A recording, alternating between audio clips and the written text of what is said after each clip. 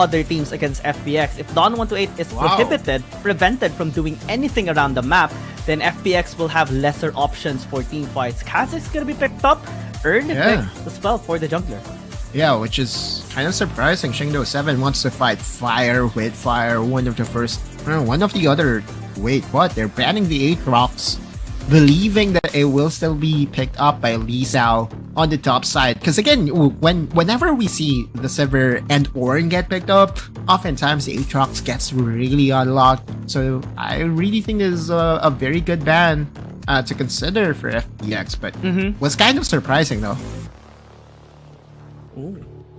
Gragas gonna be picked up here. Yeah, Aatrox ban definitely suits here for Trace Esports, because FPX just respecting the potential Baron lane pickup here, especially that they do have so much crowd control already.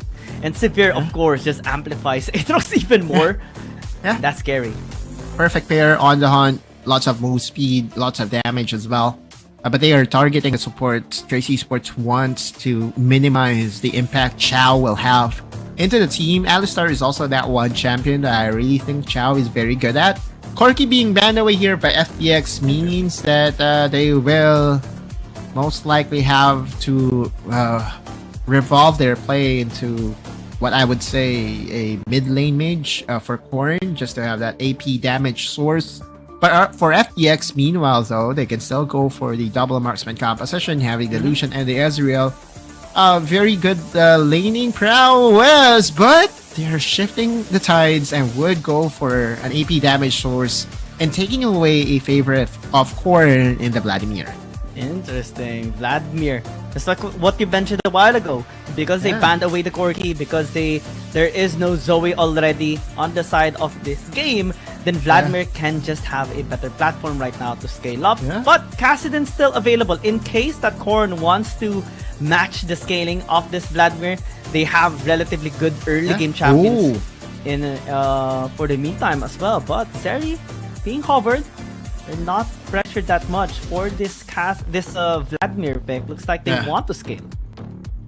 No, the only question that we do have about this Zeri pickup is it like the pew AD carry damage, sustained DPS type of Zeri, or is it the Zeri that is focused on poking? The AP Zeri that we have seen numerous times, right? I know. Alistar is going to get picked up here for Chow. And as expected, Lee Sao still has a default Fiora to go back to. You look at the approval ratings, right? Like 51% favors Trace Esports, 49 meanwhile on towards FPX. And I see the reason why. Although Trace Esports has been, or was from the upper bracket, just the fact that they got demolished 4-1 by their opponent makes you trust them even less now. Yeah, they got dominated. They got destroyed by EDG. 4-1 score by EDG against Trace Esports. And I think some of the fans as well are rooting for FPX just because of how long the history has been for FPX and Trace Esports. Last season, Trace Esports tried towards the playoffs instead of FPX because FPX was down a single 1 point away and they weren't able to step into the playoffs. Now, as they battle against them in the playoff, this is their time to finally get the revenge. I know. It's a very rich history between the two organizations. But believe it or not, as we enter game number 1, I will go out and predict that OnePlus Phoenix will still have what it takes to advance to the next round. I really think that patch 4.4D wasn't really the best for the junglers that carries their team. So it will be FPX and their well-rounded lineup getting the win, I believe, in this best of 7. How about you? I've been a fan of Trace Esports ever since even last season. I've been rooting for them for such a long time. But I have to agree on you on this. I think FPX, especially with the patch right now, this definitely suits them. The composition that they have built as well is well rooted towards Sky being able to shine right now. Yeah, Sky is that one mid laner that you can never discount. Dawn 128, also a very formidable Baron laner. knows how to play the Renekton like the back of his hand. And like, it's a matchup that we've seen forever and ever. And every time that we see the Fiora go against the Renekton, if ever that there will be a 2v2, if you won't be able to time your riposte properly, it will be to the advantage of the Renekton. Well, we see there's I would say a small advantage that Tracy Esports was able to get after getting the information as to where the jungler of FPX did start his camp. So that will definitely be an information that will just be, I would say, maximized by Tracy Esports. Yeah. Additional information on FPX as well is that they kind of have the same blueprint or playstyle as EDG. They're very aggressive, oftentimes gets a little bit too aggressive and becomes reckless instead, but lately they have been patching it up, making it more stable as well as EDG. So it's like Trace Esports is going for a round 2 against EDG right now, or at least their little brother. FPX, by the way, has set up a very good ganking opportunity for Bo7 on the top side. You look at the wave, it's pushing in the favor of Lee Sao, which is something that you kind of want to do. Riposte being used here by Lee Sao means that there could be a potential visit. But guess what? Weiba on the Vi, still very quick to his feet, will not allow anything bad to happen to his Baron laner. Yeah, already stepping up, already establishing some protection there in case that there is going to be a visit from Bo7.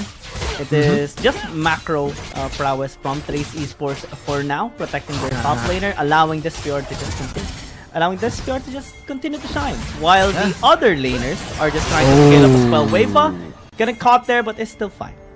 Yeah, lots of wards being planted by Trace Esports has really given them good information so far. You look at the advantage, right? First to level 5 is Weiba. And you can see that at least in that regard, Vi has the advantage. Don128 continues to square off against Lee Sao, and this is also one of the things that I believe has relegated the impact of the Renekton. Remember the day in where Renekton is almost an auto pick for everyone? Yeah. Oh, Dominus? Yeah, Ignite as well, gonna be ticking. Grand Challenge as a response, the healers are just gonna be there. And Don128 has to step back. It's a 3-minute ultimate that will still be available by the time that, the 5-minute team fight happens. But Lee Sao going to wait for the Honey Fruit, will have the advantage there. Now, it will be up to Don128 to still control the wave. The wave is still in his favor, right? It's pushing towards his tower. And you look at the pathing of the jungler of Trace Esports, there is a potential that Weiba would go over to the top side and set up a tower dive, especially with the Dominance not being available. This Renekton is very vulnerable. Yeah, very squishy as well. Without the ult, you can just be picked up very easily. Weiba's on the way already hiding. I know. Trying to bait Don128 to commit. If he uses a slice and dice, he is just gonna be taken down here. Yeah, but Don128's again, veteran leadership, patience, and I would say old age is showing. He has so much history already being ganked. I know. He kinda smells the gank already. From afar, right? Like, it's not that easy to gank a player that has a plethora of in-lane experience, especially going against, the best junglers in the world. So wisely, it is just about Don128 recognizing there's something amiss, and will just be recalling. Back to my point earlier, right? Renekton was basically the #1 pick in the Baron lane, but I really think that the changes on towards the boots allow. Wait. That is a lot of damage, to be honest. Yeah, he will play plus Ignite. That should be enough. No. Yeah, that's gonna be first blood. FPX gets it. Yeah, even Exhaust was used by Yuza. I don't think it was enough, and the Hemoplague plus the Ignite gets the first blood. A bonus skill, so to speak, in Bo7 setting it all up. Still not gonna be coming through. Weiba still gets it. But top lane, a dive commencing, and again, no escape tools this time around for the very second kill for FPX. OnePlus Phoenix really starting this game #1 on a tear, just in time for the 5-minute objectives to spawn up. Don128 is getting cornered right now. Yeah, he's trapped, and everything is just gonna be used. Wait! Is he gonna be able to escape? Okay. Yeah, doesn't. But that's a lot of ults already invested by Trace Esports.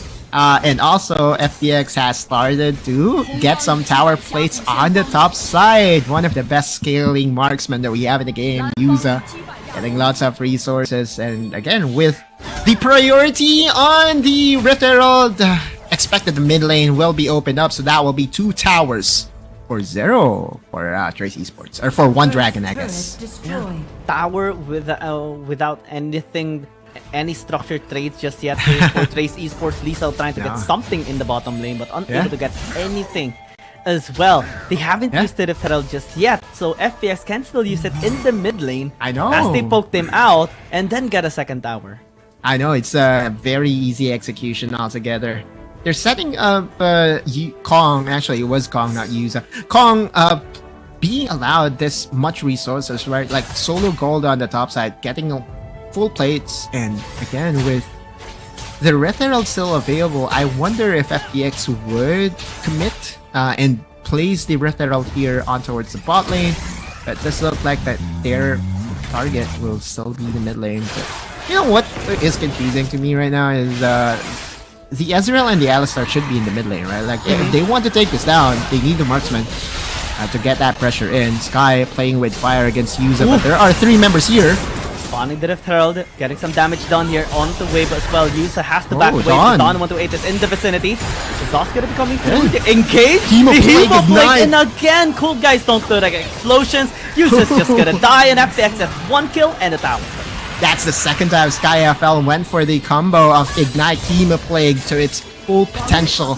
That's 2 kills for the Vladimir that continues to be a problem for Trace Esports. What we expected was that the mid lane tower will go down, and that indeed was what happened. But lost in all that chaos was a lane kill. I believe it was Kong getting caught out of position. This Ezreal, even with 1.5k ahead, got ganked by Trace Esports. Let's look into that replay, see what happened there. Ooh, man. Okay, yeah. Overextended, got hit too much, and just fell down. Yeah, and Corn's recognition that it's a very vulnerable Ezreal was a beauty, right? Like that's when you know he's been around for the longest time. And even on a scaling champion like the Zeri, he can still make his presence felt. As we look into the tower plates that was formed here by both this squads, 2 tower plates to 8 tower plates of FPX is the reason why we are looking and witnessing at a 3.5k gold lead advantage in the favor of FPX. 7.3 as well on SkyFL. This guy is already online.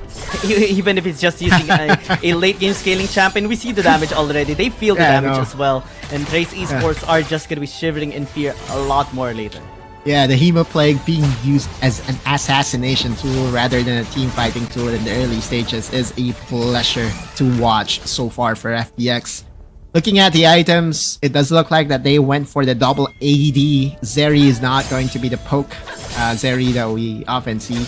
Now, on the top side though, with Lisa getting a small advantage, and again, the longer this game goes, the harder it is for the Renekton to at least challenge one side of the map, so that will always be a win condition for Trace Esports. But nonetheless, when it comes to team fighting though, I really favor the Renekton a lot beefier, right? Especially in the mid game stages. So for FPX, their next goal is to prevent for the second dragon to join Trace Esports. If they are successful in doing so, one of the win conditions that Trace Esports wants to play around, which is a Dragon Soul, will be negated easily. So if you're FPX and if you're a fan by them, you kind of want to set a team fight around the dragon in the 10 minutes of this game, and set up a team fight when you are this ahead.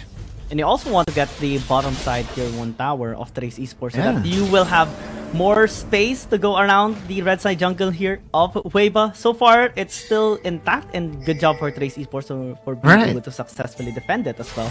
But FPX, regardless of the situation, they can still work around setting vision on the bottom side river. Top side is going to be pushed here by Lisa, though, pressuring for a push. However, it's not going to stop FPX. They still take the dragon. Yeah, they get the second dragon, denying any potential Dragon Soul, but immediately Trace Esports recognized now is not the time for us to fight. And they went for a trade, getting the tower on the top side, some resources here and there. There is a potential engage by TAC, calling the Ornhorn, but Not yet. Not in the meantime, especially with no knowledge whatsoever as to where the other members of FPX are. The safer play for them to just defend this tower here in the bot lane. But then again, you look into the situation of this game, Kiang, and FPX really has done their homework, winning the early game and basically translating it into objective wins as well. I also have noticed that I believe it's been like forever since we've seen a blue Ezreal. Yeah, it was attempted last week, however, not successful. This might be the first successful blue Ezreal so far. I know, and for the viewers that are wondering what we were referring to as a blue Ezreal, it's the Ezreal that goes for the Manamune plus IBG, Iceborne Gauntlet, which allows for you to have a decent amount of armor as well, and you know, utility slows and all that. I would say, you know, if you don't have what it takes to, I would say, survive all those all-ins coming from the Vi, having the IBG is a very good item to have, at least for some armors and survivability as well. Yeah. But in terms of damage, of course, the Trinity Force is a whole lot better. The classic blue Ezreal from Blue Ezreal. from League of Legends early seasons as well. If you Season recognize that name, 5? then you are Yeah. you are the same age as us. Still here, I guess. It's, Still here. Still here, yeah. The new music video released by League of Legends PC featuring the OG champions, but yeah, let's talk about that later as we look at Kong and Bo7 going all in. The charge gonna be reacted here by Tracy Esports. I think they have to fall back, but Call of the Forge God is gonna be called in. FPX is staying here. Yeah, that's a flash by Kong though, and Chao hasn't even used his unstoppable. They want to go in. Ooh, the flash could be initiated. Sky as well onto the backside. Yusa is already dead here right now, just waiting for the thing. The Vladimir will take him down. This Vladimir by FPX is starting to become a problem for Trace Esports. Yeah. There's still a chance for a 50-50, but there are no ultimates for Trace Esports to work with. They don't have weapons anymore to use against FPX, and this Baron's just gonna be taken down. Wave as Easy. well, just too far away. And the rest will back away as well. Yeah, having the Alistar to be that guard is what is allowing FPX to go for a very convincing play, clean play around the Baron pit. That's the Baron buff joining their squad. And a 3-lane push will soon commence. Again, Chao, very good on the Alistar. Not sure why the Gragas was banned when the Alistar was left open. This is, I believe, the best champion of Chao. And it does look like the FPX is not going to stop anytime soon with their push already commencing. And it has been such a clean game for FPX. Race Esports cannot react accordingly, cannot defend that much against FPX. They're losing towers, they're losing structures, and Goldie keeps on rising for FPX. I know, Kong will most likely get another tower for FPX here in the mid lane. And we still have half duration on the Baron. Oh, they turn, they engage, and no one's gonna be surviving here if they stay. They have to give this tower away. The inhibitor tower will just get taken down. They still have two cannon. Weba almost got taken out there. Top side is just gonna be pushed. Lisa is too far forward, but they call in the Forge God. Don wants to wait. Into the Assault Infamy gonna be used. FPX still will continue to fight, but they have to back away. Give respect towards Race Esports. They continue on the onslaught. On the 1-8 will get taken down. FPX loses too, but it got so much structures. Yeah, Trace Esports though, with the call to go in there, was, I believe, was super clutch, right? FPX was already running away with things, and had it been that the 2 inhibitor towers was destroyed without anything in return, that could have been very problematic for Trace Esports, but at least they were able to make something out of nothing. And look at the prize, right? That's the Infernal Dragon potentially joining Trace Esports. Not sure. They want to contest. This Frosh is going to be coming through. Korn is a little bit low already, but at least they got the crown. They are still continuing. Waybosh, Bo7 is in the vicinity. No Steel going to be coming through. FPX still wants to fight. Teleport incoming. Bo7 chasing Yosa. Here, Don 1-8 as well, popping the Dominus. He wants to flash in. The Root Predator news is just going to fall. FPX gets 1 kill in trade for the Dragon. Yeah, Trace Esports was at least able to get that scaling dragon to their squad, but that 1% disadvantage could allow FPX to just finally end this all. Race Esports with 3% available. Oh, what a man. catch once again. Chao doing God's work. Yeah, alley-oop towards the teammates as Gorn stasis is used, but the base is wide open. FPX will just run it down and take game number 1.